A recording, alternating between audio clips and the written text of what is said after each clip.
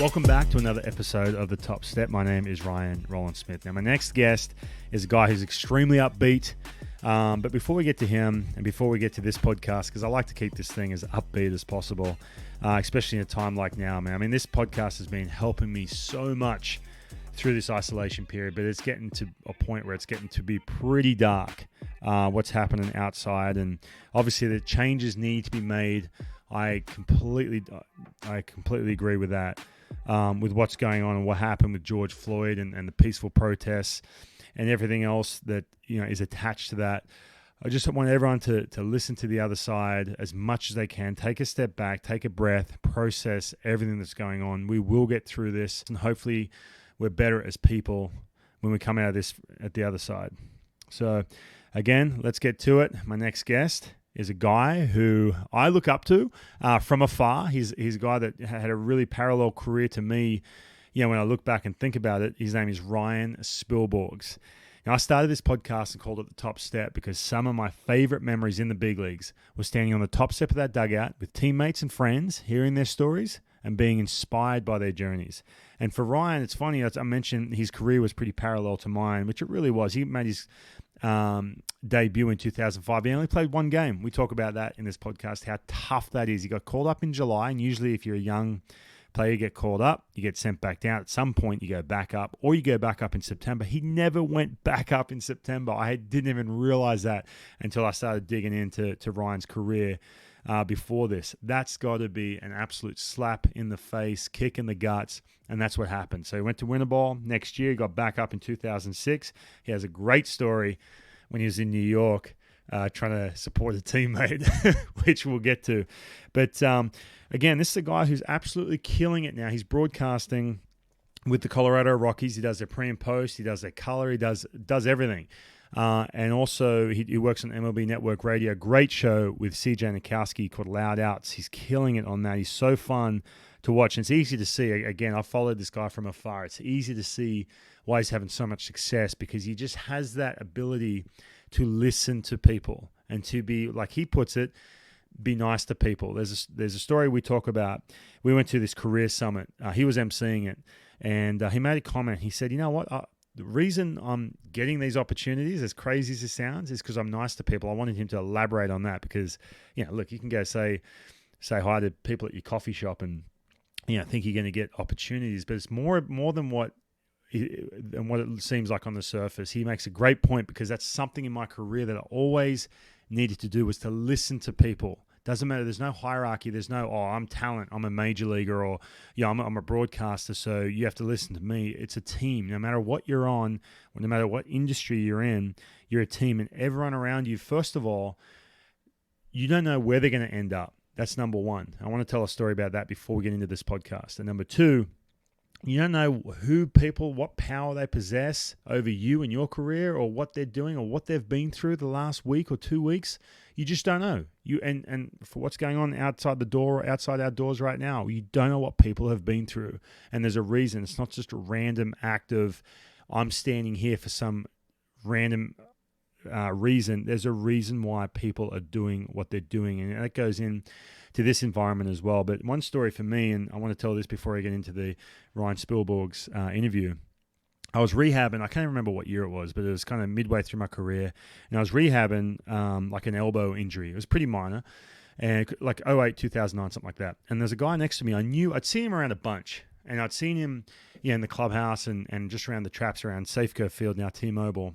And I'm like, this guy, I don't quite know what he does, but he, seems to be, maybe he's important. It didn't matter at that point. I was a Major League Baseball player. I didn't care, about anyone's role or who they were. Or I just wanted to be nice to people. So this is a guy who was laying on the training bed right next to me, and we'll just spark up a conversation. And it's funny later on, and I'll get to the later on part in a second, but later on he said, you were so easy to talk to, and it was great to talk to a guy like you. Anyway, but we'd sit there and we'd have conversations. We wouldn't even talk about, what do you do? We just had different conversations about all kinds of stuff.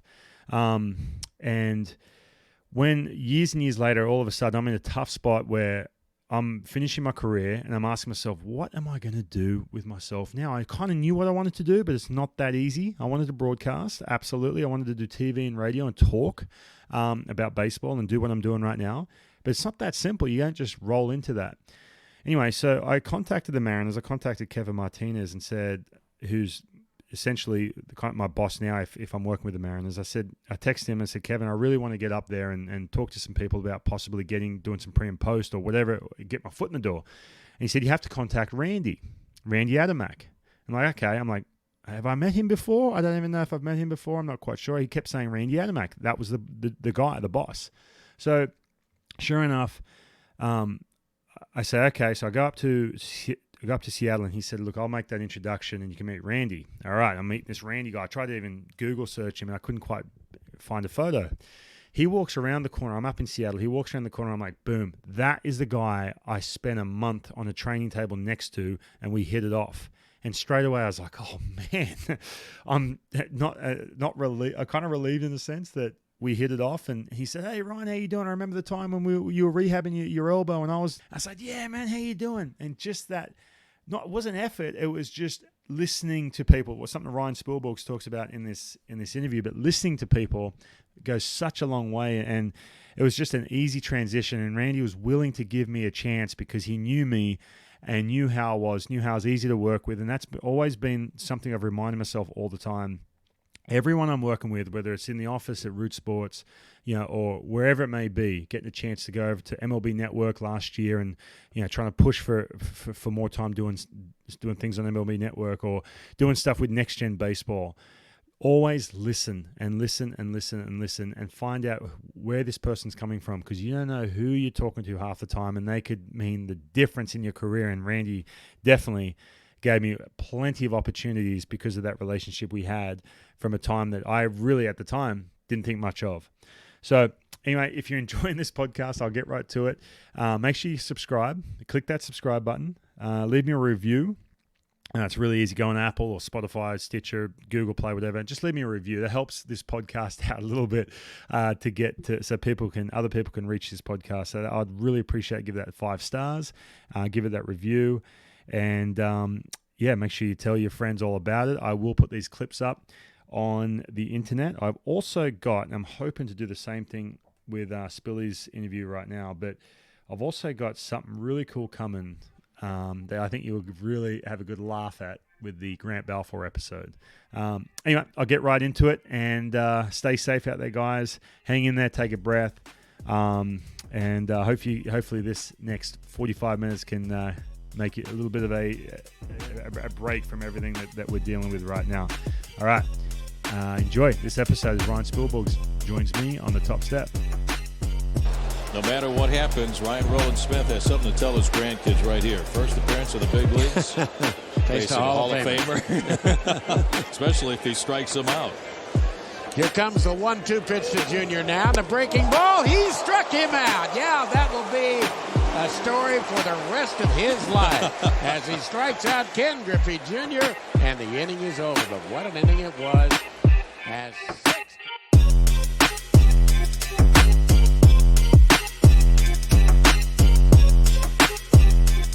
Billy, buddy, welcome to the show, dude. You and I have had a couple engagements at some events, but we've never actually had a chance to sit down and have a chat. So this is good, man. Welcome. Well, I appreciate it. I love my Aussie buddies. I love having friends with different accents. And to be honest, I'm really proud of how much you've grown in the last couple of years, watching you from afar in your broadcasting career. And obviously, we played against each other.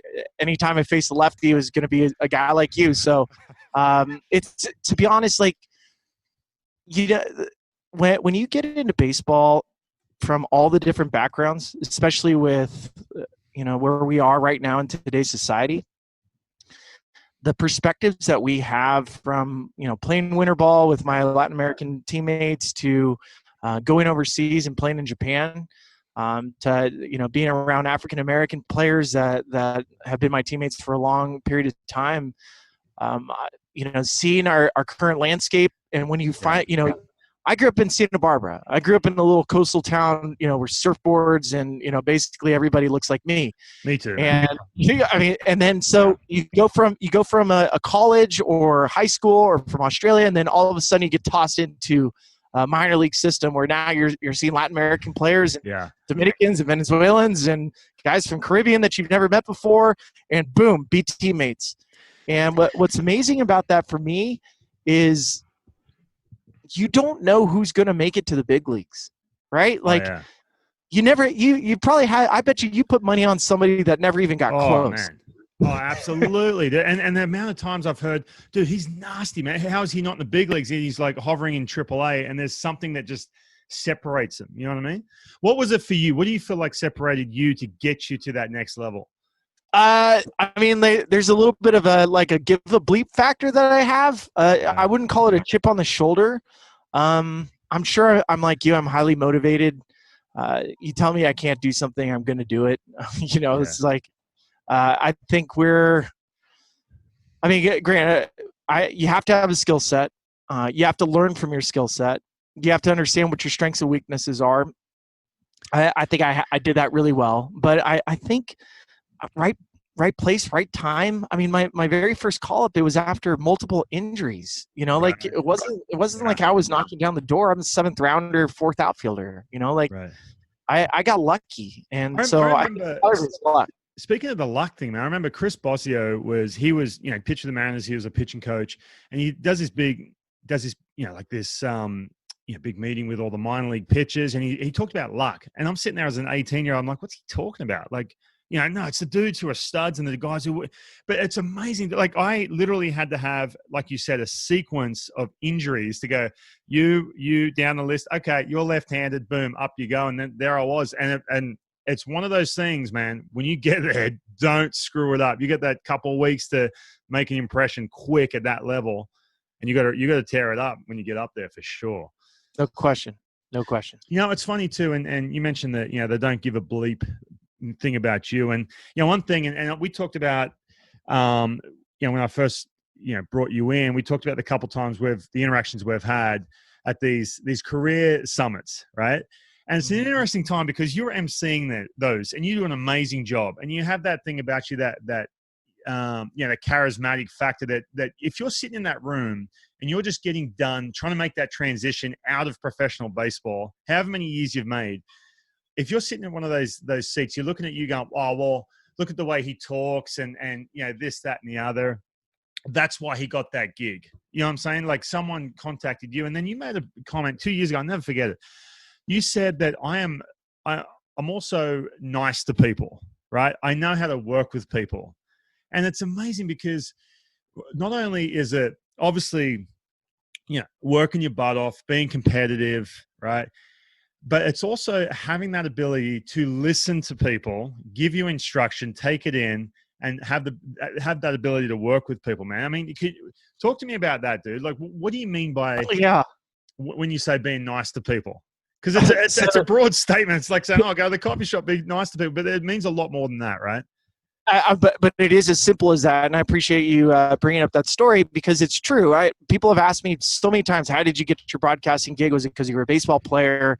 Was it because you talk?" And I was like, maybe a little bit. Like I said about making it to the big leagues, I had talent. It wasn't like I didn't. I've had the ability to speak to people, but the reason when I got offered the job, I asked that same question because I'm intuitive by nature or inquisitive by nature. Yeah.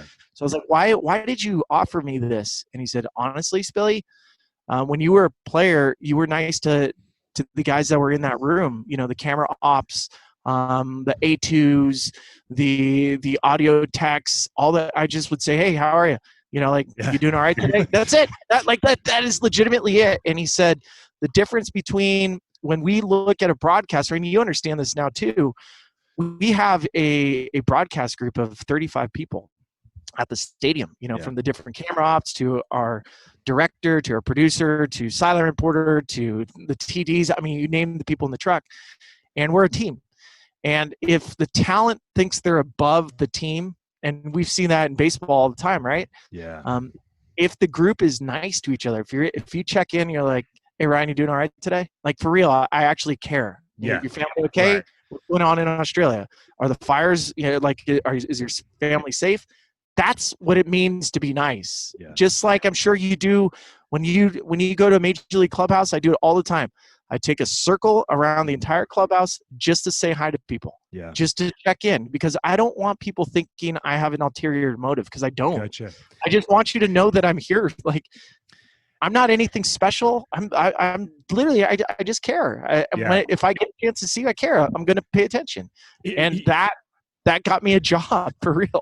You know what's funny about that is, like, I always notice this. If you had like these vendors coming in, someone from Nike come in, or someone, from like a glove company come in, for some reason, I don't know what it is. And I'm talking guys who've never played that day in the big leagues. They come in and they sort of have this, the talent is above whoever's around them.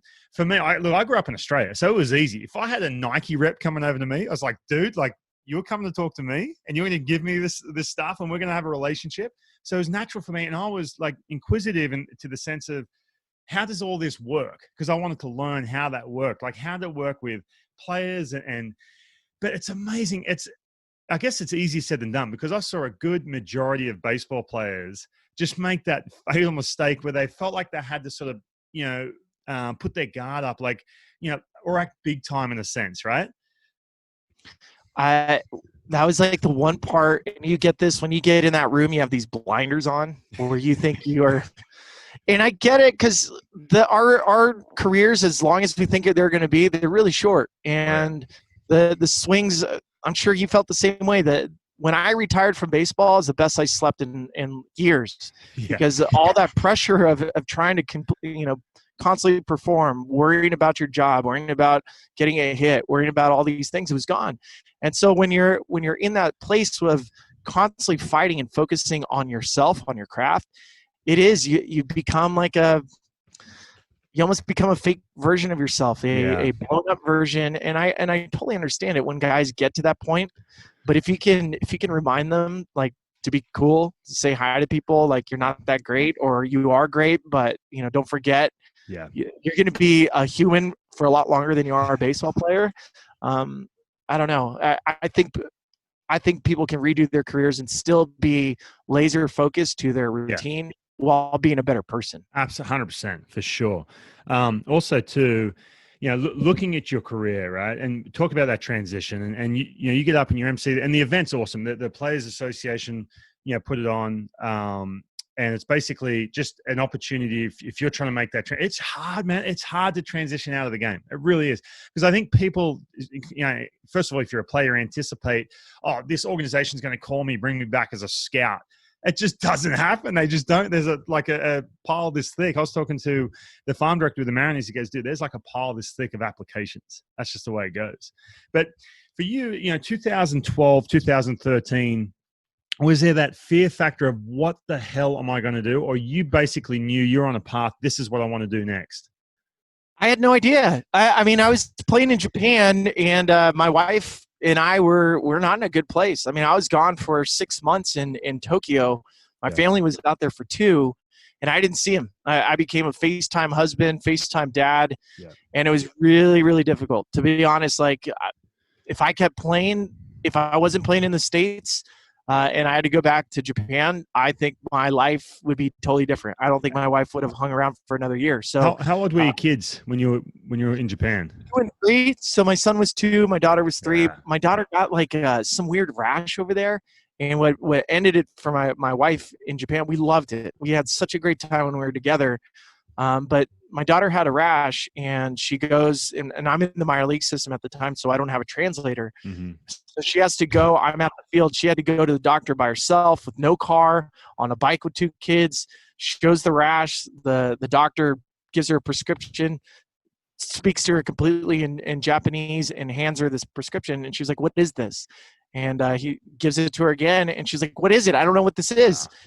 And we come home. She's trying to read it. It's it's Dr. Chicken Scratch, so she has no idea, and she loses it. She just broke down. And I told her, I was like, "Look, I don't know what it is. I bet you it's nothing. I bet you it's some sort of detergent rash or whatever. Right. But I understand it.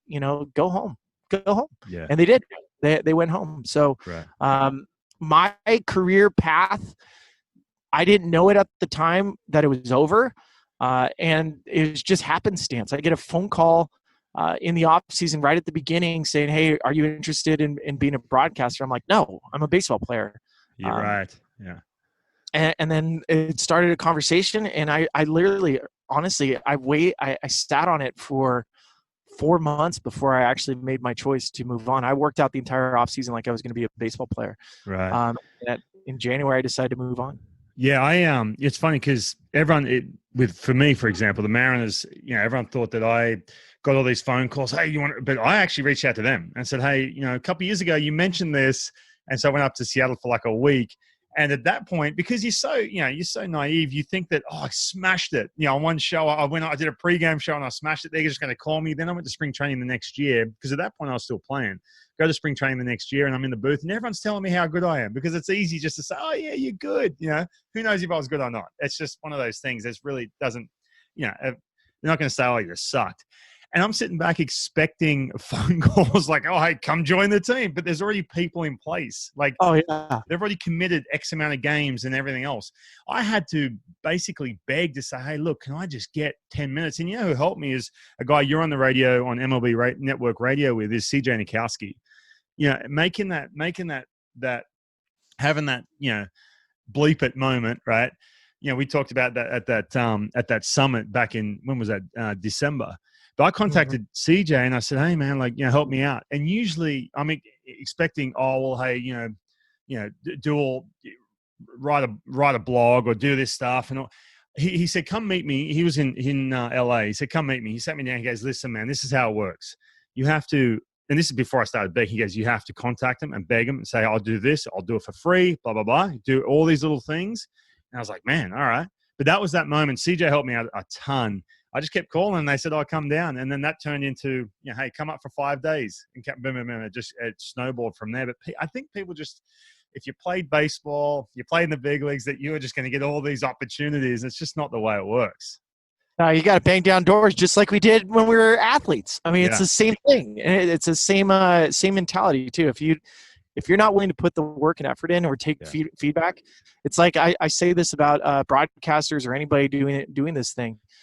As a baseball player, you would watch your film after every game and you would dissect what you did. Why wouldn't you do that if your career now is talking? Why wouldn't you do that if your career now is in front of a camera? Yeah. You don't care about your swing. You don't care. You're just going to go out there and just go. Doesn't work that way. So you have to have critical feedback, and it has to be from yourself as well. Hey, talk about your first year. Your first year in the big leagues was 2005, right? But really 2006. It was like an espresso shot. 2006 was the year. Yeah. You came up when you played in one game in 2005. Yeah. What month of the year was that? It was July. So I got one game in July, and that was it. And I was back down on my legs. So no September call-up? No, I was upset about that. I ended up playing winter ball just to prove to the Rockies organization that I was good. That's going to be rough, dude. I was upset. To be honest, I was really upset. And again, it's like you have to have a little chip. I had a humongous chip because I was like, dude, people don't think I'm that good. Yeah. So I got to keep playing. And that's what I did. I played winter ball even as a big leaguer. So I played winter ball for 5 years in Ciudad Obregón just to prove people that I could play. Yeah, man, it's so tough. And you go out for one game, and I've spoke to guys. I went up, my first call up, I didn't pitch. I got sent back down. And I was like, oh, that's going to be my story, dude. I'm going to tell kids, hey, I got to the big leagues. They're like, no, you didn't. Like Rams. Yeah, exactly. That's going to be me. But 2006, before we got on air, you were talking about a story with now your name, by the way, is hard to spell. I'm not going to lie. That's why it's easy. Just Spilly. Oh, do you know Spilly? If I'm texting someone, or Spilly exactly. Said this, because I've got no chance of saying Ryan Spilborghs because I'll have to go Google, make sure I got it. Don't even try it. So this is where it came to a head for me. I'm in New York, I'm getting a chance to play, and it's during the Mets 1986 reunion. So it's 20 years later. So it's 2006, sometime in August. And we get our butt kicked by the Mets. And all the greats from that Mets team are there. Darryl Strawberry, Keith Hernandez is on the field, Ron Darling, right? Jesse Orozco, who's from Santa Barbara. And on Sunday, so after every single game at Chase Stadium's a sellout, Sunday, we're getting our butt kicked again, and it's the day game. And I'm sitting on the top row, and Todd Helton's on deck. And this guy, great seats right behind us, he's wearing out Todd Helton. Hey, Helton, you're the biggest waste of money in National League. And just like nonstop New York accent. Right. And I'm sitting there, and I'm like, hey, man, that's a great guy. Like, he's awesome for our game. And how many months into the big, like, you were still a rookie there, right? 2 months into my career. Man. And so I'm standing next to Matt Holliday and Garrett Atkins, and they're like, oh, geez, here we go. And the Mets fans like, what would you say? What's your name? Spilborghs? Spilborghs, you don't even bleep and play. Don't even shower. Go straight to the bleeping bus. And my teammates lose their freaking mind. Everyone's going like, he's right. Like, you don't play. Don't even shower. So for the rest of the year, people call me Spilborghs. And I wasn't allowed to shower and just go straight to the bleeping bus. And this is 2006 too, where if you're a rookie, you keep your mouth shut, dude. Like, you haven't sit on the couch in the clubhouse, right? That's how it was. No, you're either in the batting cage, workout room, or you're sitting at your chair. Dude, I used to sit and just wait till that kitchen got cleared out, and I'm like, I can go and get my scraps after that, because dude, that's how it is, man. I mean, it's different now though, right? Like, so speaking of like the getting on the rookie side of things, when you walk in the clubhouse, do you feel like it's different? I mean, I'm watching dudes with like 2 months hat on backwards, flicking through the channels. Is it like that with the Rockies? Yeah, it is. And what's interesting, and you tell me, I believe that you have to earn stripes. Mm-hmm. I believe you have to put in the work and effort. Yeah. But I also look at it in a strange way, like where I'm trying to educate myself. I'm trying to understand, like we talked about at the very beginning, everybody comes from different backgrounds. Everybody's different. How you respect things, like how I respect something, is going to be probably a little more formal than somebody else. Absolutely. Just because of my upbringing. Yeah. And why not create an environment where if you're brash and you are outgoing and you made it to the big leagues, man, like you're in the big leagues. This is what you've been working your entire life for. You're not allowed to enjoy it until you put in a certain amount of time, like, so I get it. I get it. I get it. But there was times like, really, do I have to stand out here in the cold? Just let me get on this plane, dude. Like, come on. Because that bus is 20 minutes. That second bus 20 minutes away. Let's go. Like, seriously. That's a joke. But here's the aspect too. If players are going to act a certain way and be given certain rights, wear their hat backwards, wear flip-flops, regardless of the amount of service time, I'm fine with that. Yeah. But you better know when a player that's been in that clubhouse for 10, 15 years, you better know his name. Yeah. You better know the people that have come before you. I want you to have a good understanding of the rich history of our game, right? For sure, 100%. Know who came before you. Yeah. Know who established these kind of rituals. And I'm not asking you to kiss anyone's feet. Just recognize that guys have done this so you can have those opportunities to wear your hat backwards. Yeah, 100%. It's interesting. You mentioned winter ball earlier. I think what helped me out because you've got a melting pot of people from all over the world. I remember I was 18 years old, come over, and all the the Americans listen to was country music. I'm like, I hate country music. I can't stand it. I don't mind it now, but I'm like, get this off. But it slowly sort of, it grew on me a little bit. And then when I went and played winter ball, if I just threw in a little bit of effort to learn a little bit of Spanish, boom, I was in, man. I had buddies all over the place. And it's funny, Adrian Beltre, I played with him for a couple of years, and he would go and tell the young minor leaguers, he'd say, guys, just learn English. It's just going to be so much easier to open those floodgates so everyone, can be a part of a team. He was so big on that chemistry. It was awesome. When he left, man, a lot of things changed when he left, because he not that he was policing, but he just had that intuition to say that if you learn a couple of these words and then you learn a couple of their words, boom, all of the bus rides that you're on 50% of the time is so much easier.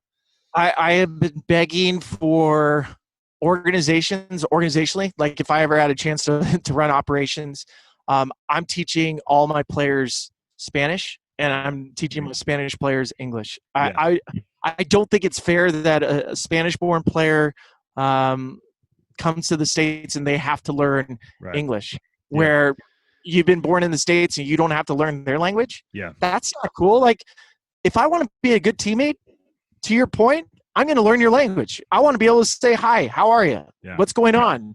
I want to get past the traditional formalities of hello and goodbye. You know, I want to know, like, your family okay? Your wife okay? How's your daughter? You know, like, that's the part where you want to really bring people together. Again, going back against the backdrop of what's going on in our world, learn how to speak to each other. You know, put some effort to learn someone else's language. That's the nicest thing you can ever do to show respect, is that I'm going to put time and effort so I can talk to you. Yeah. Hey, speaking of elephant in the room, relationship between the owners and the players right now. What's your take on everything that's going on? I feel like we're miles apart. I feel like the CBA is being negotiated a year too soon. This should be treated as a pandemic, because that's exactly what it is. You know, we're having record numbers of unemployment. You know, GDP numbers are down at Great Depression numbers. We're in the midst of just we're in a bad place with the economy, with mental health, everything across the board. And we're watching an industry argue semantics. We're watching an industry argue about finances that are irrelevant at this time right now. Defer it. Have this argument a year from now. What's going on right now is going to have a ripple effect for multiple years. For somebody to say that we're not going to see any repercussions next year, you're out of your mind.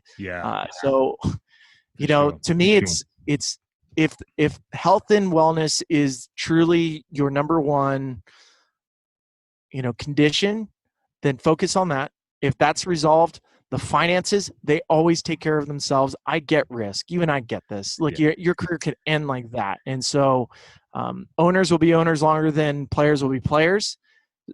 So that's the argument, right? And so if you are trying to push this game forward for the betterment of the game, you figure out a way to play. And this is not a negotiation for CBA. And that's my stance has always been. But, based on history, the players don't believe the owners, plain and simple. Nobody does.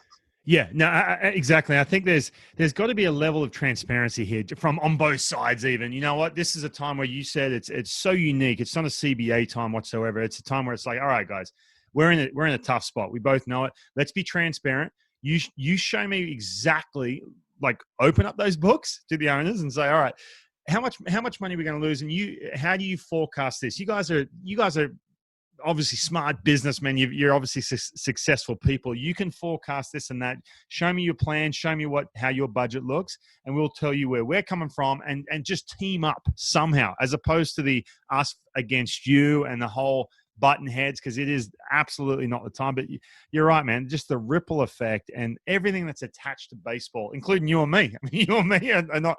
We're not. I mean, you're doing radio right now, but you can't do any TV pre and post like you usually would. There's so many things attached to it. You know what I mean? So it's a crazy time. It's a crazy time. You're right. Like, the last little thing, this is not an argument for players and owners. Like, we are in the argument. You and I, our livelihood depends on it. Grounds crews depend on it. Clubbies depend on it. Scouts, amateur scouts, businesses, bars, restaurants, parking lots. I mean, you name it, right? Freelancers. It's not 750 players versus 30 owners. This is an industry that impacts tens of thousands of workers, seasonal workers, and people like ourselves. Hey, on a lighter note, dude, because you're a pretty upbeat guy. When I'm around you, the times we've been at those career summits and watching you do your thing, I need to get upbeat here. What the biggest? Give me a couple of highlights. The biggest highlight in your career. Baseball career was watching Todd Helton hit a home run September 18th, 2007. That's my biggest highlight, is watching somebody else hit a home run. Just because of what that guy meant to me. He was a great mentor, and that team. It was amazing. You guys still stay in touch? Yeah, I sent him a text message the other day. That reminds me, like, I got to do better about staying in touch with teammates. Oh yeah, 100%. All right, broadcasting. You've talked about Vin Scully before. Is that your highlight? What do you? Tell us that story, and then if that's your highlight, otherwise give me something else.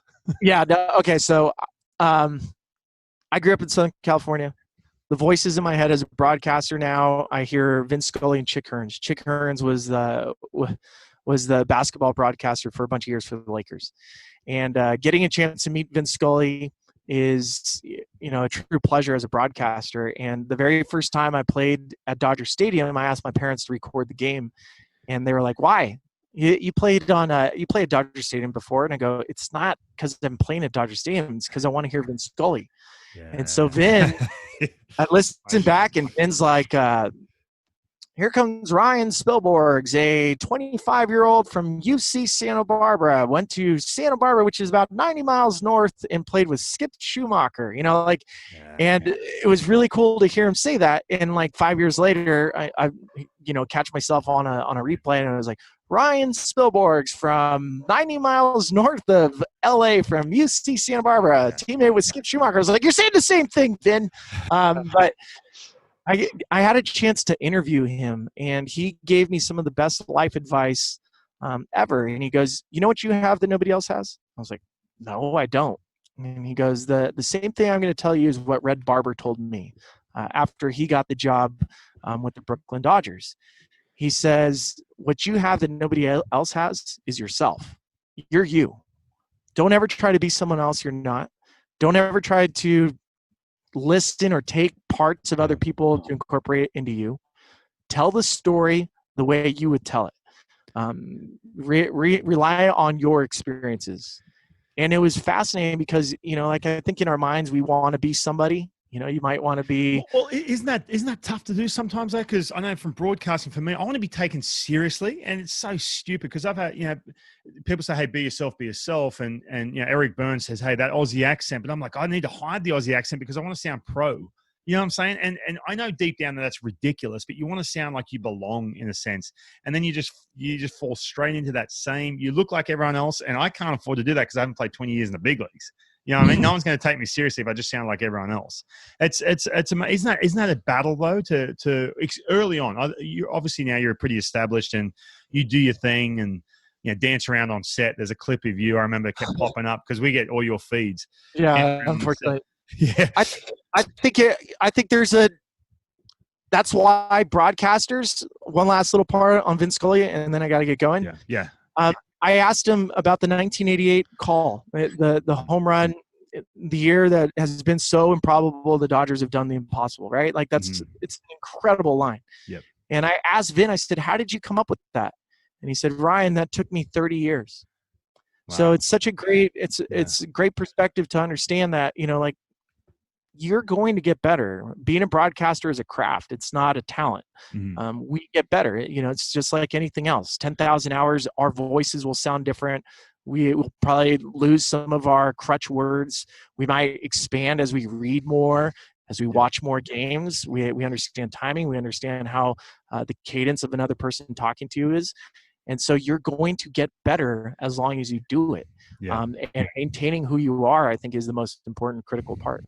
Oh, that's awesome, man. I mean, he's a guy that just has that art form. But hey, look, I know you got to get going. I appreciate you squeezing me in, champion. Isn't it amazing? I feel like you probably can agree with this. You just the busy work that goes on, even because you think, I'm going to be quarantined. I've got nothing to do. I just watch Netflix all day. All of a sudden, boom, the workload goes through the roof because you got all these different things you got to manage, right? Yeah, it's been crazy. But I appreciate this time. This thing was awesome. I'm looking forward to seeing the podcast pop out. Sounds good. Awesome, man. Appreciate it, buddy. See you, buddy. See you, champion.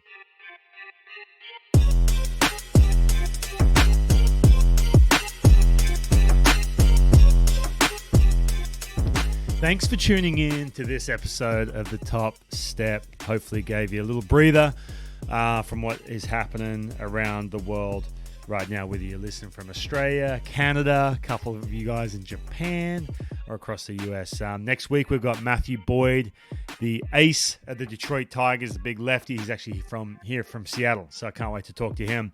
And also, too, I've got something that's really cool, I'm very proud of, coming up really soon. regarding the Graham Balfour episode. A little story that I've added some character to, but I don't want to give too much away. So make sure you look out for that. It's probably going to be on social media or YouTube or something like that. I've got to figure out where to put it. But in the meantime, click subscribe, review this podcast if you can. Tell your mates, tell your friends, tell your buddies, and we'll catch you next week.